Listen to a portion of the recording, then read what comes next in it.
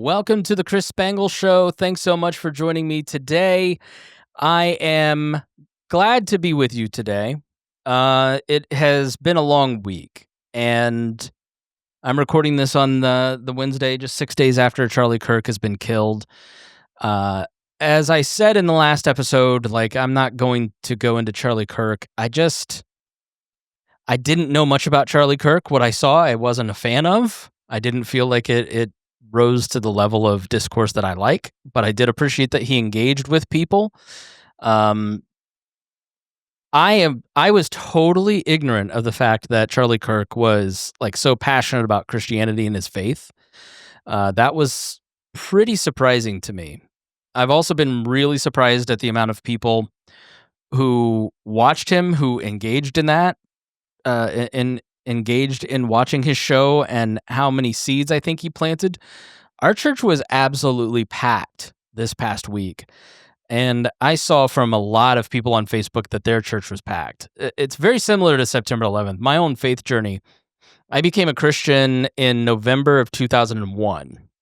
I'd been an atheist. I remember going to Billy Graham in 1996 and just thinking it was the dumbest thing I've ever seen in my life. These people are all so weak-minded. What a bunch of fools. So, just sort of your typical atheist, late 90s high school kid, had a lot of personal trials. You can go back and listen to the Leading Adam episode if you really want the whole, more of the story. But 9/11 really softened my heart for Jesus, because it was, I think when you grow up in suburban America, you live in an environment that is constructed to be secure, constructed to be safe, right? And the political structure in a suburban area is all geared towards safety. Maybe not all geared towards safety, but it's a high value, it's a high priority, right? Where I live in the city, safety is a priority, but it's not achievable in a city of 1 million people. And so I live in downtown Indianapolis, basically. September 11th pierced that. And I don't know why it pierced it, because the reality is, planes weren't flying into Plainfield High School. They were flying into New York City at high-value targets, but it just made me feel so unsafe and so insecure.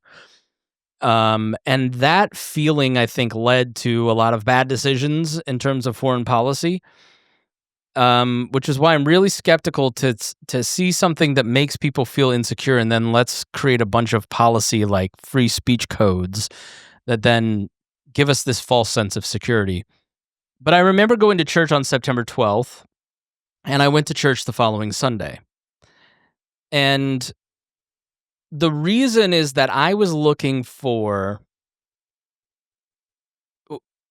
when you aren't religious and you're secular, you're sort of searching for your own moral code. You're trying to construct your own worldview. And I think if you're a teenager trying to do that, it's darn near impossible, because you have no wisdom. You have no real mentorship in this day and age. And everything was kind of collapsing in on me. And so, my nuclear and extended family was crumbling. My relationship with my girlfriend had ended. Now society is crumbling. Help, I'm in trouble. Where do I go? So I went to church. I see in a lot of younger people on my feed a very similar reaction to this. Suburban people who had a sense of security, who feel like there's a bit of an instability. Maybe their worldview is shaky. The structure of their moral code is shaky. And when their personal safety feels threatened, even if it may not actually be threatened, if you see every single day that they're after you, it moves a lot of people to church. I'm not going to pick all that apart, right?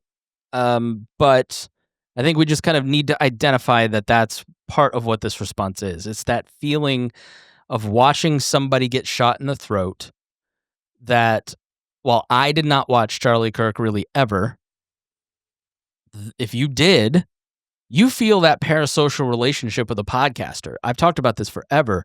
People who listen to my show, watch my podcasts, I'll meet them on the street and they know my kids, they know where I live, they know about me, they know what they like and don't like about me. They have more information about my personality, life, context than and I don't know their name, right? And so that one-way relationship is called the parasocial relationship. And podcasting builds an intimacy between an audience and a podcaster in a way that only radio does. Audio just seems to do something that video, written form doesn't do as effectively. I tend to think that that's because if you're a podcaster, you are probably listening to me while you're doing the dishes, walking the dog, taking a shower, driving your car. Your brain's not in task mode, so you're kind of disengaged, so you're able to absorb the information in a different way. And so I think your brain allows you to build more of a connection with the person you're listening to than maybe you would if you're like watching a 30-second TikTok from a stranger. And so I think that also is part of like the reaction to some of this. Not to mention violence always backfires. It never works. If you see violent solutions to solving your problem and you carry that out, you're going to make that person's podcast the number one podcast. People are going to eulogize the victim with hagiography as opposed to kind of the grays of a person's personality. It just becomes very flat. All good, all bad. Let's debate this. That's like the reason, not to mention the destruction of the human's life, but like your outcome is the complete opposite of your intention. Like it just makes no sense why anybody would use violence to solve a political problem. But I've just seen this rush to church and a vocalization of I have been weak in my faith in both my inbox, in conversations with people, and then also online from friend circles. And I think it's, one, awesome that you're realizing that. Two, you should be courageous in your faith. I have not always been. Part of the story of this podcast is that, I become a Christian in 2001. I get baptized in 2005. And between those points, I'm a zealot. And then, I just kind of start drifting. It's like the day after my baptism, the light switch just gets turned off. End up getting married, have not a great marriage. We divorced on our third anniversary. It was a biblical divorce. And I just kind of went crazy and acted in a way that I was deeply ashamed of now, right? I mean, I didn't kill anybody or anything, right? But if your standard is God's view of morality, I was not living that life. And I think if you've listened to this podcast from 2012 when I was married to now, to 2025, and there are a few of you who have listened to this podcast that long, you've heard the shades of my conversation. I never was not a Christian. I had a supernatural experience when I was saved on that night in November in 2001 that has left me to never doubt the existence of Jesus. I've never once doubted the existence of God from that experience. But I didn't always fully embrace that as a lifestyle in my heart. I mean, Christians would say, he saved my life, but he wasn't the Lord of my life, right? I wasn't living out those values. And in 2018, I just was miserable, from just constant, looking for meaning in trying to find a relationship, to be honest. I wanted to reconstitute what had been lost from my divorce. And I just decided to give that all up. I'm not going to date. I'm going to be celibate. I'm just going to not live the kind of dating lifestyle that is typical of people in their 30s in 2018. And so a big part of that was realizing, like, I'm a Christian, but I never say that on my own podcast. And that's because I'm so embarrassed by how I act. Like, the problem is not God or Christianity, it's me. Like, I'm the embarrassment. So it's been a long process, and I am nowhere near perfect in any way, shape, or form. But I have a great marriage now, great kids, great family. Um, I do a lot differently now than I did even in 2018. But the first step of that is to realize that you're lukewarm. Like, if you're going to believe something, why wouldn't you actually, like, go all in on it? Right? Like, what's the point of being a Christian, a Muslim, like, whatever, right? If you're not, like, if you, this is what I don't understand about my past self. It's like, why say you're this if like you're not saying it because you're trying to get favor with any kind of community? Because I had no Christian community whatsoever. Um, and I had no real relationship with anyone in a church. Went to a mega church if I went to church. I had no relationship. I'd never met the pastor of the church that I went to. I didn't have Christian friends. I didn't pray, didn't read my Bible, didn't, like, do anything spiritual. So, like, what's the point of even saying you're a Christian, right? Like, and this is something that I saw recently. Like, you're going to spend all of eternity with Jesus. Like, if you're a Christian, you believe that when you die, Jesus has saved you from your sins. You will not be judged for those sins, and you will not be separated from God in the afterlife. You will spend all of eternity with Jesus. So if you believe that, why wouldn't you spend time with Jesus now? Why wouldn't you read your Bible? Why wouldn't you pray? Why wouldn't you go to church? Why wouldn't you be in a small group? And because if, like, do you really want to go to eternity and be with Jesus if you don't want to do that now? So I really viewed my Christianity as like a sort of loose set of morals, a bit of a moral foundation. Even really until like a couple years ago. When you get married, you can no longer be the individual that you were. Okay? I lived alone for 8 years. I loved it. Like, I'm an introvert. I like peace and quiet. I like doing what I want to do when I want to do it. I'm a very selfish person. I still get resentful if I'm asked what time I'm going to be home, even though it's a perfectly valid question. It's like part of the way I was raised and part of being a libertarian. I'm like, I'll do me and you do you and we'll be fine. But I recognized, like, man, that's how my first marriage got to where it got. And I had to really start changing so much about my life. And I had to start facing the things in my life that have been really serious struggles. First is my weight.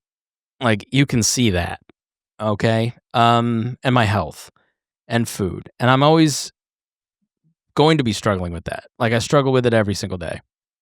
And the second is money.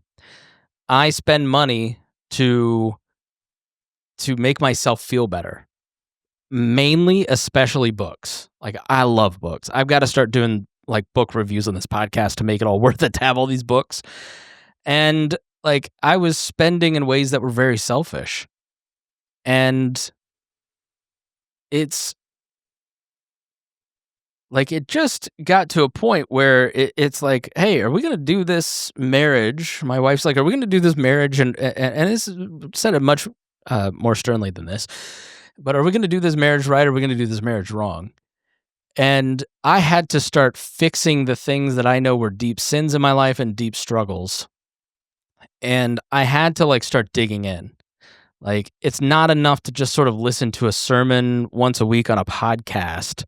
But, like, this is a daily fight.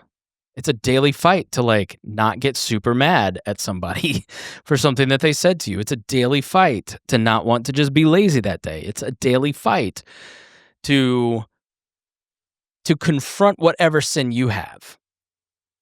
So I always get confused by Christians who spend a lot of time talking and thinking about other people's sins and the structural sins of society. And it's like, man, I am so overwhelmed with the BS that I'm perpetrating on myself, my family, the people around me, that how do you have time? So let's get to the point. I almost daily have a set of routines that attend to my spiritual life. Okay. And sometimes I'm really good at this. Sometimes I'm really bad.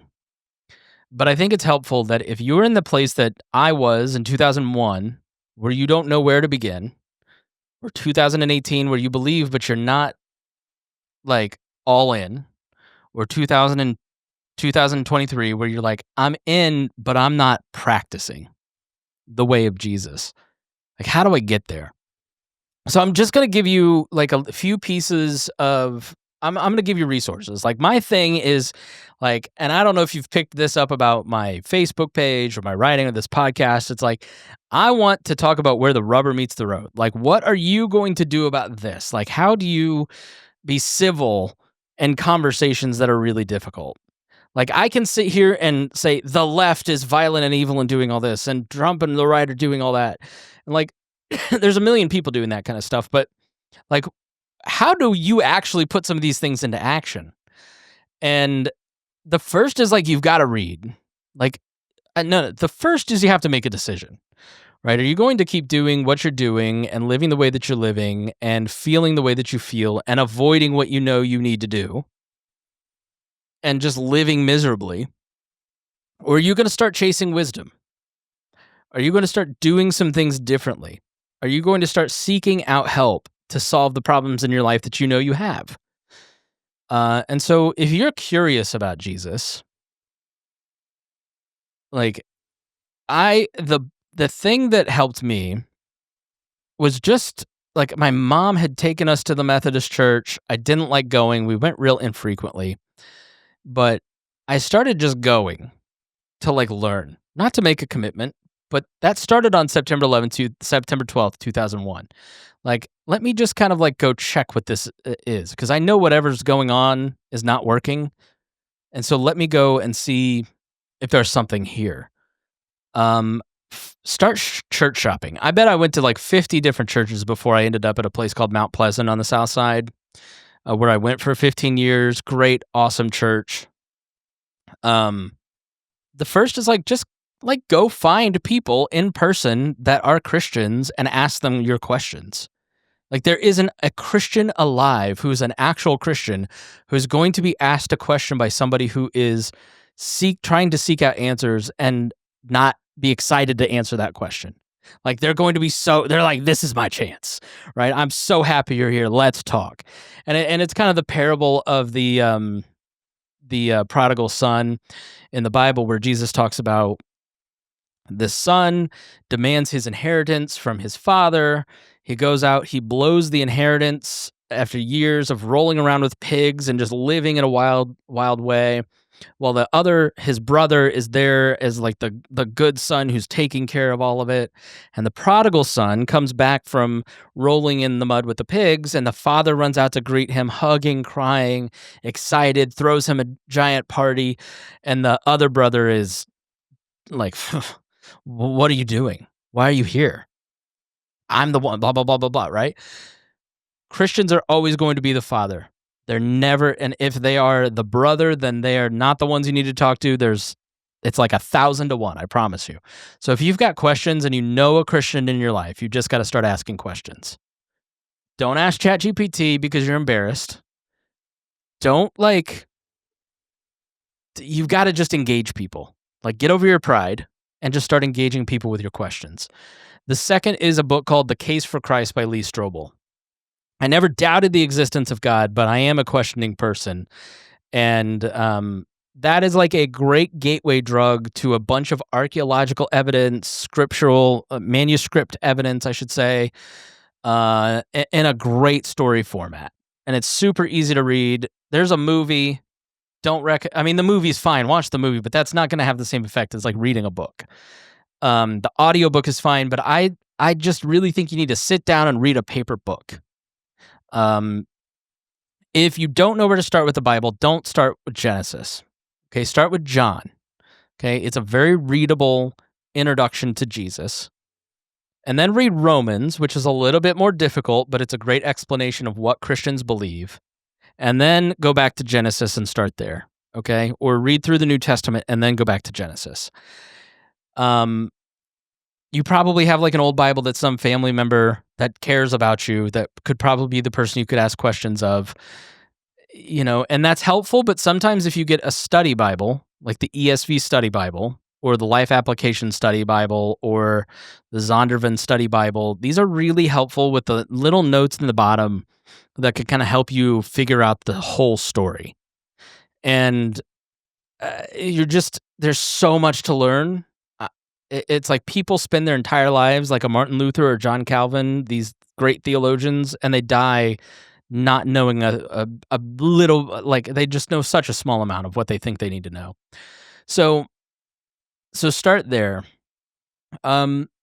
If you are at the 2018, I have made a commitment, but now I'm lukewarm phase, what you need to do is get actively engaged in your church. You have to make a series of commitments with yourself.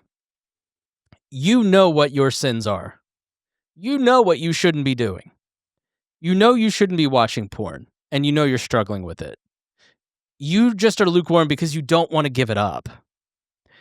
You have to start having a hard series of conversations about the things that you don't want to give up, right? You're going to need to be in a church talking with people about those things.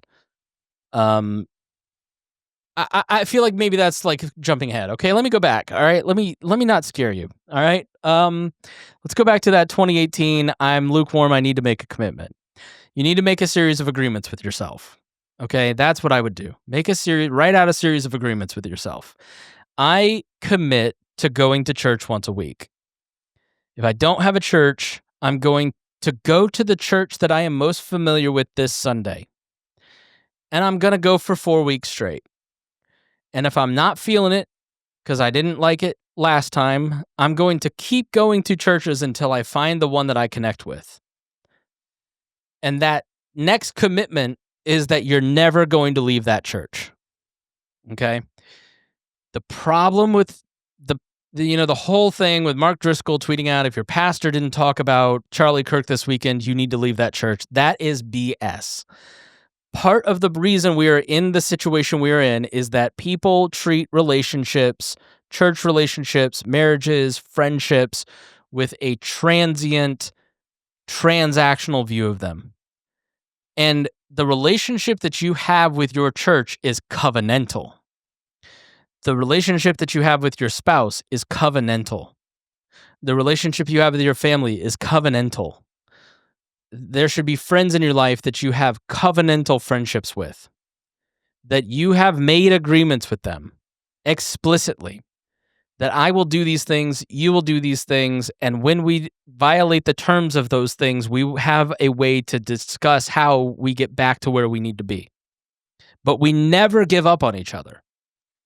There should be a group of friends in your life that you are never going to give up on. Oh, we disagree on this. They said this about me. They talk behind my back. Like, man up and have a conversation with them. But quit giving up on each other. Quit giving up on your relationships. Quit giving up on your husband, your wife, your kids, your mom, your dad, for all these reasons that culture gives you that you have permission to give up on everybody. And then you turn 40 and you can't figure out why you're so lonely and miserable.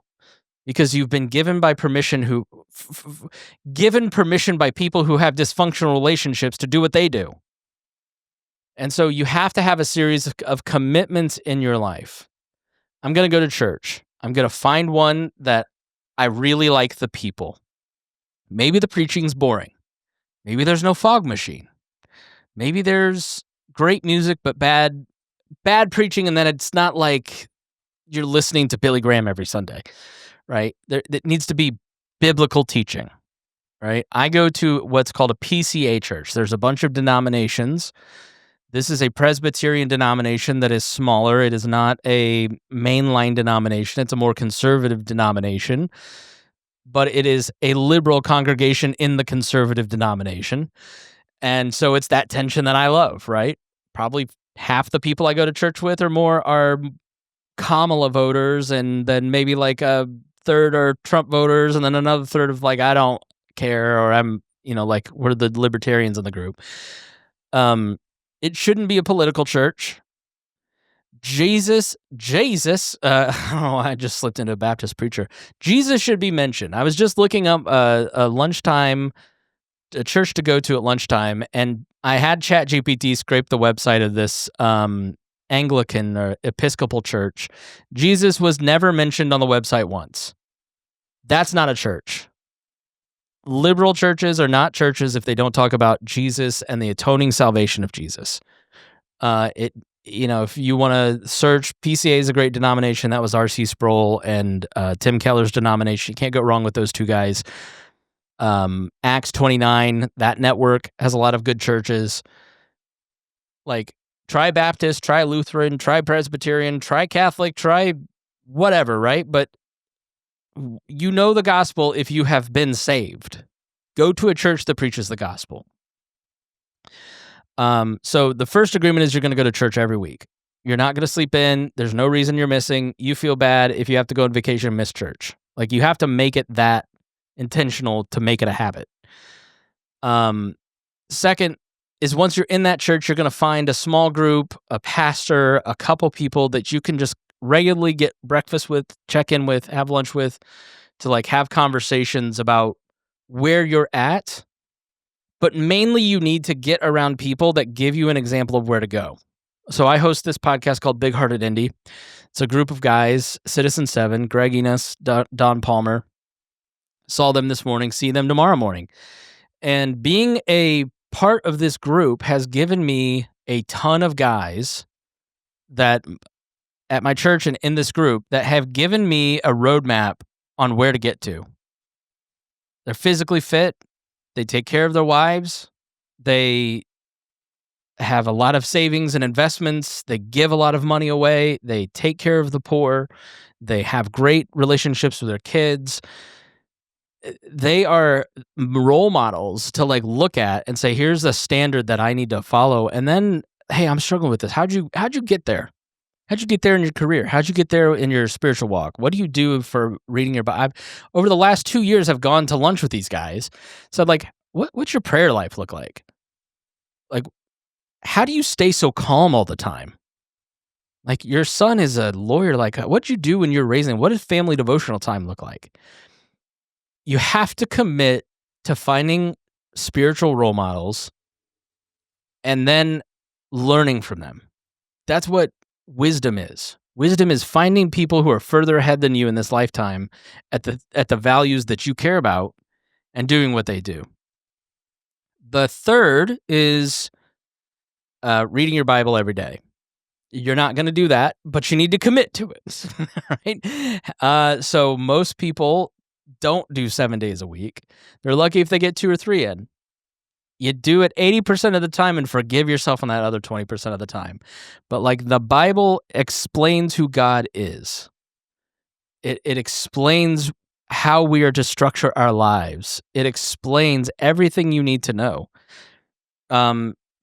Couple resources on that, right? I mentioned the ESV Study Bible. The Bible Project is a website, YouTube channel that has a ton of resources to help you make sense of the larger story.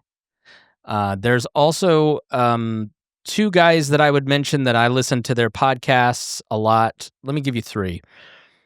R.C. Sproul wrote a lot of great stuff. Tim Keller wrote a lot of great stuff. Both of them wrote Bible studies, lots of books, have podcasts that have they've both died now, but they have podcasts with a bunch of their different preaching. And then a guy who's alive, who's still preaching, who's great at taking these bigger concepts and applying them to our times and to your life, is a guy named Matt Chandler. He's the pastor at the Village Church, and that's a great podcast. I listen to those 3 a lot, as well as Unashamed with Phil Robertson. This one will probably be a little controversial, but it's not if you actually start back at like episode 1 in Spotify and listen straight forward. There's like 1,000 episodes or whatever, and he died earlier this year. And I don't really listen to much of the episodes from like the last 2 years. But it's a Bible study podcast, and I think he's been super influential for me and another friend. We're like racing to see who can listen to the most of the podcasts. And there's things in there where I'm like, all right, this is a little too social conservative for me. But really, it's just like, I don't know, funny and goofy and silly, but also like deep. That's been one that I've really liked. So, Village Church, Renewing Your Mind with R.C. Sproul. I like Insight for Living with Chuck Swindoll. And I think it's Gospel for Life with Tim Keller. But it just look up Tim Keller. That's his podcast. And then Unashamed. And The Case for Christ. And then like that, if you're like, really like the same stuff applies for like where I was at in 2023, where it's like, I've got these stubborn sins that I've got to work through, as where I was when I was lukewarm.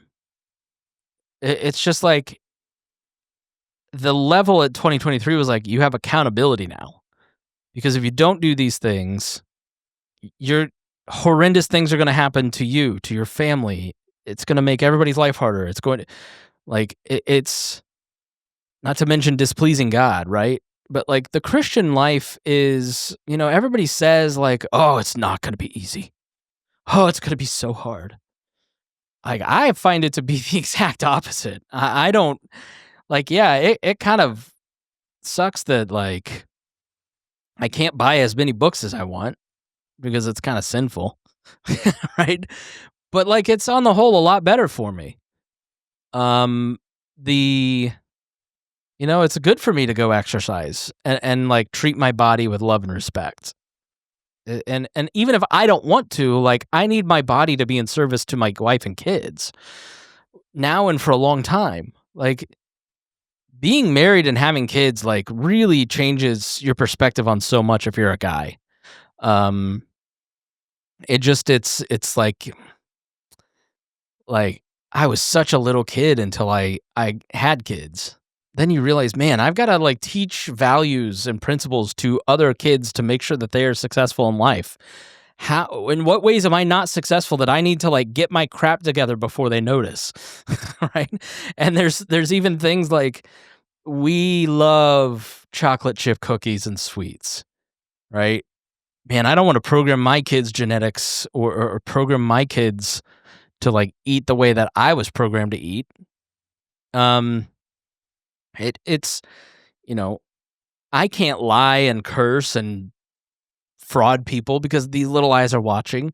Like it adds a layer of thinking about your own personal values that you really don't have when you're single, because you're just kind of, when you're single, living for your own pleasure. And you're not really thinking about legacy as much. So, but I don't think you can get married until you like get your crap together.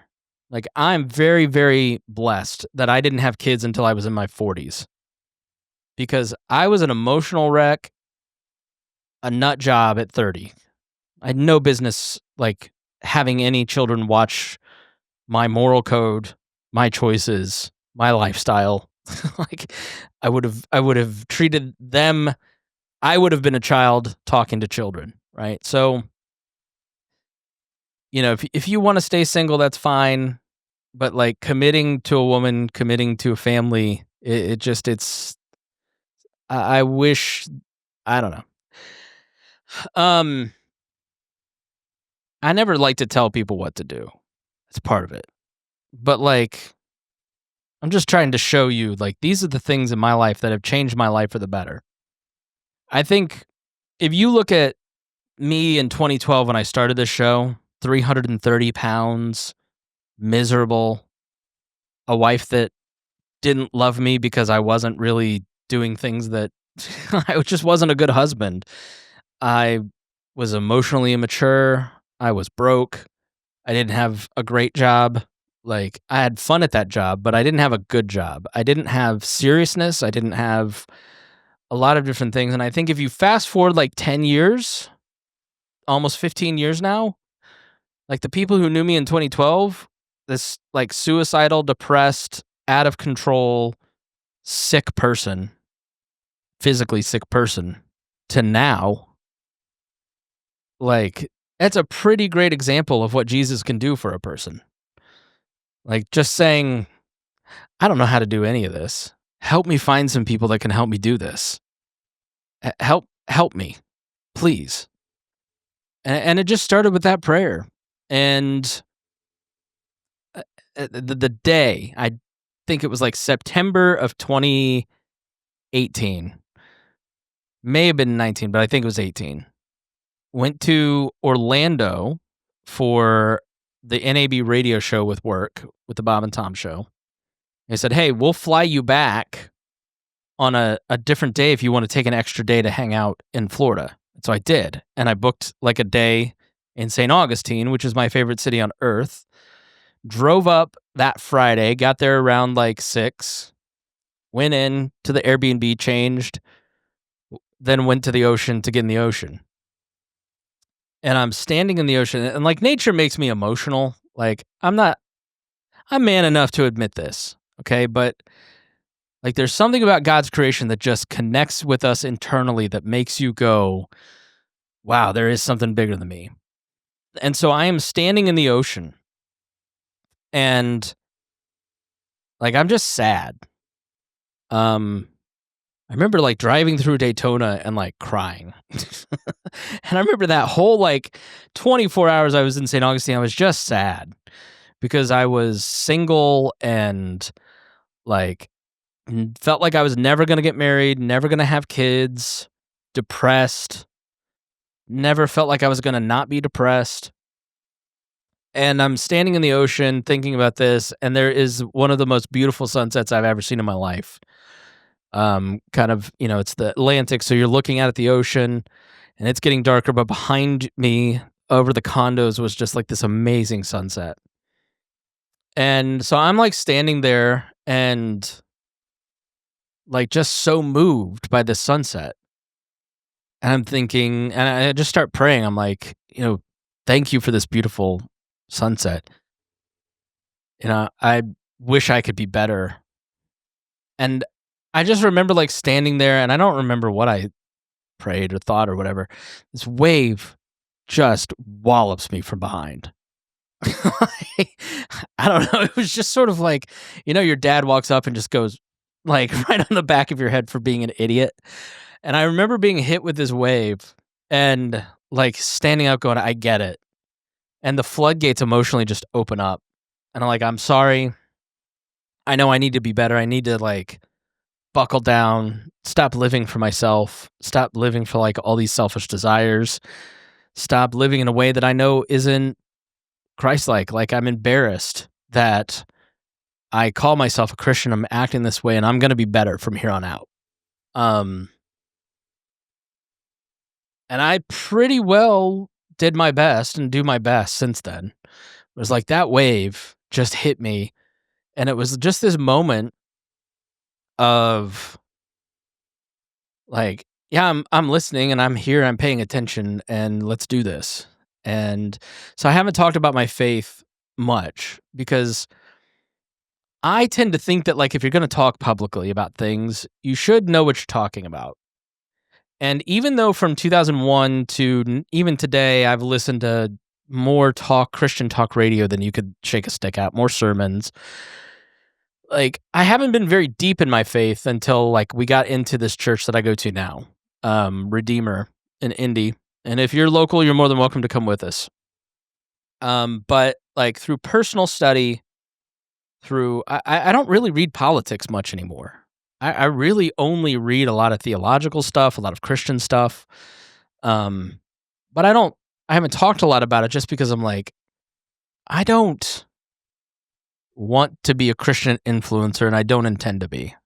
Like, I don't intend for this to be a Christian podcast.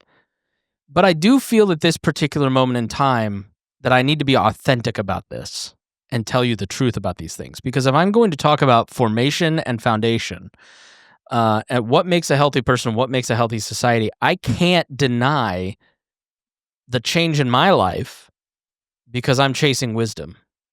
and trying to live an ordered life where I'm trying to balance these things in my life, like my spirituality, my physical health, my mental health, my emotional health, my social circles, my work and vocation. Like, just every part of that is soaked with the Bible at this point in my life. But I've been hesitant because I don't want to come across as preachy. But I'm just kind of at a point where I think that's just the wrong approach, because the more I open up about it, the more questions I get in the DMs. And there is something going on. I started saying this in 2017. Like, I remember in 2017 saying that it was countercultural to be Catholic and countercultural to be Christian. And I started to notice that all the kids that I met at Young Americans for Liberty were also reading like Lee Strobel and listening to Christian podcasts and going to mass. And I was like, there is a difference here between Gen Z and millennials. Because like Citizen 7, I said this to Donna and Greg today, I'm like, this is the first non-church group that I've ever been a part of where you are allowed to just be openly Christian. Like, you can be openly Christian everywhere, but like, you're having conversations about your faith and how that applies to different parts of your life with other men, and like, you're not at church. It's kind of frowned upon at work. It's kind of frowned upon, and I'm not crying oppression. Do not comment that. That's not what I'm saying. I'm not oppressed because I'm a white Christian male. I'm just saying, like, the culture has not really wanted to hear from Christians in a while, and I think we've gotten to a place where people feel so spun out, lost, and crazy, like I did in 2018, where you've tried to create your own moral order, and it has failed, that people are now going, how do I find some order? How do I find some security? How do I find some stability? And there are plenty of people who are standing on the sidelines waiting to take advantage of you when you're in that state. And what I always try to push this audience to do is to think for yourself. Like, I listen to this guy who say, yeah, like my priest says not to read the Bible. That may be the priest trying to, like, if he wants to interpret something that you have access to for you and doesn't want you reading it, like, that's a red flag, right? Like, if somebody's telling you can't have a conversation, that's not a good thing. If people are telling you don't want to read the left, or you shouldn't listen to this podcast, or these are people that are trying to control you. And so you should always think for yourself and study for yourself and make your own decisions. I can tell you what works for me. I can tell you what I like. I can tell you, I'm just not going to say God says. I think there's like some pretty clear precepts that we'll talk about along the way that are very self-evident, and it's just human nature. But in general, in these conversations, I'm just going to be open with you, and you can take it or leave it. But you're going to hear my story, and I'm going to be honest about it. So, but I feel like I'm at a point now over the last 6 months where, like, I'm grounded enough to speak from a place of healthiness as opposed to attention seeking. Like, when I got divorced, I kept doing the show, and that was a terrible idea because I was just trying to get attention as a drug and trying to speak from a place of authority, but I was really just trying to hype myself up. Like, I just was miserable and broken and like, yeah. So I don't know, that whole time period makes me think so carefully about what I say in public. And the times make me think that, how I understand after 20 years in media, I have a keen understanding of how people receive information. And obviously punching you in the face to make you mad gets a response out of you. It's not healthy for you. It's not healthy for me. It's great for the algorithm, which is great for dollars. So it makes sense that you go out and say, well, yeah, I know that like 2 + 2 = 4 on this shooting, but maybe it was the Jews, right? Because that's different information than everybody else is talking about, and that gets great for hits, right? Never going to do that. Never going to try to do that, but I will be honest with you. So I hope this was a little helpful. I feel like I'm just rambling as much longer than I thought it was going to be. But just to summarize, like, make the decision, pursue make the decision that you're going to live more faithfully. Make the decision for Christ if you haven't made the decision. Live more faithfully if you've made that decision. Go to a church, commit to a group, commit to friends, and commit to yourself that you're going to do these things and seek out what God has in store for you, because it's so much better than what you've planned for yourself. And like, my life is a testament to that. So, all right, thanks for listening. We hope that I hope that this wasn't just self-indulgent and that it was helpful. So, all right, thanks. We'll talk to you soon.